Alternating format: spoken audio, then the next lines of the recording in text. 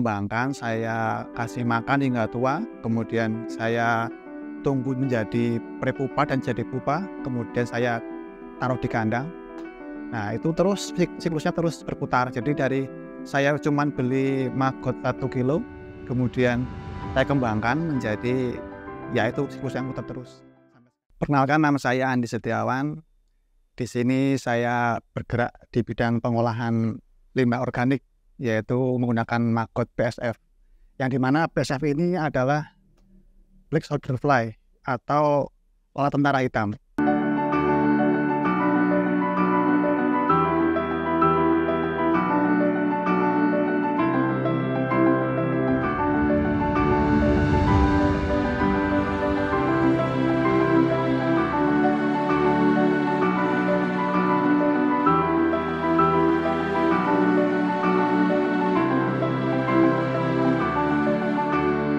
Saya mulai ternak maggot ini di tahun 2020, tepatnya sejak saya pulang dari merantau. Kemudian saya ternak lele pembesaran. Di situ saya coba mengolah pakan, ya kan, alternatif. Di situ saya menemukan maggot BSF. Nah, awalnya juga saya dari situ menciptakan pakan alternatif untuk ternak lele itu sendiri. Sebenarnya ini saya dulu pernah lihat waktu di Kerawang. Jadi ketika saya di sana itu memang setiap RT itu sudah ada pengolahan limbah organik untuk menyelesaikan masalah sampah di sana, di RT sana. Cuman ketika itu saya memang belum tahu itu apa. Nah, kemudian ketika saya pulang ke sini, saya baru paham, oh ternyata itu pakan alternatif buat segala macam ternak. Dari ternak lele, unggas, bahkan ini juga bisa diolah jadi makanan untuk ikan hias dan reptil dan lainnya. Dari pengalaman saya dulu ketika saya ingin memulai ternak ini, itu yang pertama kali saya lakukan adalah menyiapkan tempat. Tempat seperti baskom kecil, atau kalaupun belum punya baskom, saya buat dari triplek, saya bentuk kotak, kemudian saya kasih lapisan terpal dan yang sebagainya. Itu digunakan untuk supaya tahan oleh air, karena kalau bahan triplek kan agak rawan jebol kalau terlalu sering terkena air dari pakan. Itu saya kemudian mencoba untuk mulai dari membeli maggot di tempat yang lain. Saya coba kembangkan, saya kasih makan hingga tua, kemudian saya tunggu menjadi prepupa dan jadi pupa, kemudian saya taruh di kandang. Nah, itu terus siklusnya terus berputar. Jadi dari saya cuman beli maggot 1 kilo, kemudian saya kembangkan menjadi, ya itu siklus yang putar terus sampai sekarang ini. Di situ kita di sini memang menciptakan indukan. Jadi kita membuat kandang indukan supaya kita siklusnya bisa berputar terus. Dari indukan itu ketika nanti kita dapat telur, kemudian kita tetaskan, kemudian kita taruh di dalam box kita tetaskan, itu ditunggu sampai 7 hari. 7 hari setelah masa penetasan, kemudian kita pindah ke biopon seperti ini, biopon pembesaran. Di sini kita tunggu lagi sampai 7 hari lagi. Jadi usianya itu 2 minggu kita panen. Di situ kita sambil menunggu masa panen itu kita lakukan namanya pembersihan kasgot, karena apabila terlalu banyak kasgot itu akan mempengaruhi masa panen, karena di situ jadi terlalu panas seperti itu. Nah, untuk pakan kita karena di sini dekat dengan pondok pesantren, di sini kan untuk sampah nasi kan banyak. Jadi awalnya sih kita pakai sampah dari pasar. Kita pakai sampah sayur, sampah buah, dan sampah yang lainnya. Itu awalnya kita berdiri. Kemudian setelah itu kita, karena kalau permintaan maggot itu lumayan tinggi, kemudian kita tambah lagi pakannya dengan ampas tahu. Ampas tahu ada beberapa kendala, kemudian kita lepas, dan sekarang kita fokus ke limbah SOD atau sisa organik dapur. Nah itu pakan itu kita dapat dari saya emang membuat apa ya, kumpulan lah. Jadi tukang bersih-bersih perumahan, tukang bersih-bersih sampah-sampah di lingkungan, saya minta tolong kumpulkan nasi dan lain-lain, kalau ada saya belinya seperti itu. Jadi sekarang ini saya membuat pakan untuk makot ini dari hasil membeli dari warga yang mencari nasi. Keunggulannya itu ketika kita itu yang pertama kita bisa mengolah sampah di lingkungan lah, minimal itu di lingkungan sendiri lah minimal. Jadi di saat saya menggunakan makot ini tuh saya tuh sekarang nggak ada sampah yang terbuang, sampah ini ya, sampah organik. Kemudian yang kedua, kita bisa mengurangi sampah organik yang lari ke TPA, karena dari sini saja saya bisa mengurangi sampah itu sekitar 0,5 ton organik sebelum dibuang ke TPA. Yang kedua, kita itu kalau usaha makot itu cuma modal awal. Ketika saya memang mulai merintis semua ini, itu memang kita modal awalnya memang ya lumayan, tapi ya itu lagi kembali ke kita bertahap dari sedikit. Berikutnya itu kita bisa membuat pakan mandiri, pakan tambahan atau extra fooding untuk ternaknya. Karena selain untuk pakan alternatif, makot juga bisa untuk suplemen tambahan untuk ternak. Karena itu memang saya sudah alami sendiri, itu memang bagus. Ketika ayam sakit, ketika ikan juga itu pertumbuhan dan lebih sehat.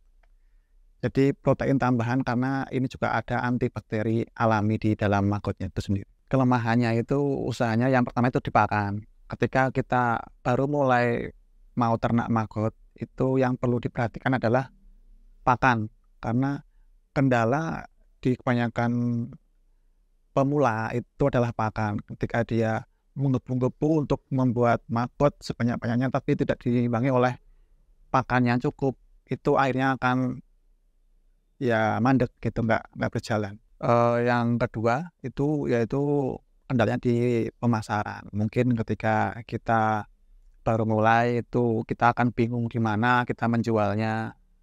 Nah itu perlu ditangani, bahwasanya kita ternak makot itu utamanya itu untuk ternak sendiri. Selebihnya itu kalau laku ya itu bonus buat kita. Ya, kalau targetnya kita itu menyasar para petani ya, petani pembesaran terutama. Petani baik ayam, entok, lele, ikan. Ikan pun bisa ada ikan lele, nila, itu bisa. Kemudian target berikutnya yaitu kalau kita mau mengolah lagi untuk makotnya menjadi dry makot atau makot kering, itu kita bisa menyasar ke ikan-ikan hias. Reptil seperti kura-kura, bahkan kucing pun itu mau ketika kita diolah jadi makot kering. Nah, terus target yang terakhir lagi jangan lupa itu para maniak mancing. Jadi kita memang menyusuri para para baik itu bakul umpan maupun para penggiat yang maniak mancing itu pasti mau untuk makot itu, karena dia memang pakan ya cukup bagus lah untuk mancing alternatif. Jadi ketika mau bermitra dengan kita buka mitra, bibit dari kita atau pakan dari kita. Jadi dia pun bisa mempunyai bibit sendiri, nanti bisa juga dari pakan sendiri, dan yang penting ada target per minggu yang harus dipenuhi itu tercapai. Jadi ketika mitra itu mau produksi berapapun, mau sekintal, 2 kintal, saya siap menampung, karena memang untuk kebutuhan saya sendiri memang stoknya masih kurang. Untuk saat ini mitra yang saya tampung saat ini sebagian besar yaitu bibit dari saya. Dia cukup membesarkan, cukup memberi makan selama 1 minggu, dan setelah itu saya ambil semua makotnya. dan itu pun nggak menutup kemungkinan bahwa dia punya bibit sendiri, itu pun saya ambil. Yang penting targetnya bibit dari saya tuh terpenuhi dalam 1 minggu. Saya awal memang menyasar ke online ya, grup-grup Facebook, ya online sih, marketplace juga iya. Itu pun yang pertama saya memang memakai itu, tapi kemudian saya merasa itu kurang efektif ya. Memang karena sebagian besar kan di grup itu mereka itu ternak, jadi bukan konsumen, dia jual peternak. Nah, langkah awal saya yaitu saya merangkul kelompok-kelompok tani, kelompok tani lele, kelompok tani ayam, entah joper, KUB, ataupun ayam kampung, monggo. Dan kemudian entok. Nah, itu saya lebih intens mengunjungi para peternak, dan kita tawarkan barang kita yaitu maggot sebagai suplemen tambahan untuk ternak. Untuk saat ini saya memang masih mengandalkan penjualan fresh maggot karena kita belum mengolah ke produk yang lainnya, karena memang dari fresh maggot sendiri itu saya masih meter, jadi belum ada stokan lebih. Memang dulu saya pernah mencanangkan yaitu membuat dry maggot, terus pour maggot juga pernah saya eksperimen, tapi ketika saya aplikasikan ke peternak itu lebih simpel yang fresh. Jadi ketika kita jual fresh maggot bisa, ya kita belum mengolah ke yang selanjutnya, karena memang kita kalau ada yang mudah, kenapa yang ini sih yang yang susah sih. Nah, maggot fresh ini sendiri saya kirim menggunakan packing karung jaring. Jadi di situ karung jaring itu mengurangi resiko kematian ketika kita di perjalanan, karena maggot kan panas sifatnya. Ketika kita packing dengan karung yang kedap udara, itu akan resiko itu tinggi untuk tingkat kematiannya di jalan, apalagi yang jauh. Karena kan saya sendiri di sini juga saya itu nggak cuma di lokal, jadi saya juga kirim keluar kota untuk maggot freshnya, seperti itu. Ya, alhamdulillah untuk saat ini ketika saya sudah membangun mitra dengan kawan-kawan yang lainnya, itu saya 1 bulan itu bisa ya tembus 3-5 juta per bulan.